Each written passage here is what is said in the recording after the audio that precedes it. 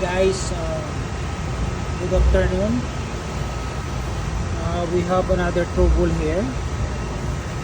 The hydraulic pump motor smoking. When you start the electric forklift,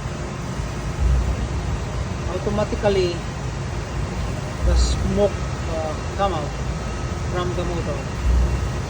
So maybe the problem right now is motor winding or carbon brass. So this electric motor is like 36 volt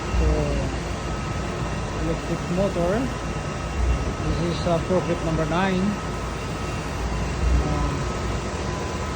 This is a Toyota brand.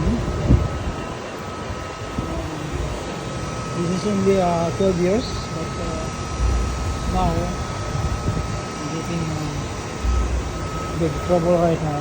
So what I'm gonna do right now is to pull out this motor and chip outside. Open it up, and then we'll see.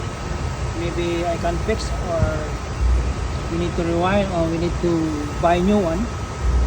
So that's the one that is right now a little bit hard to remove this motor because the very tight place.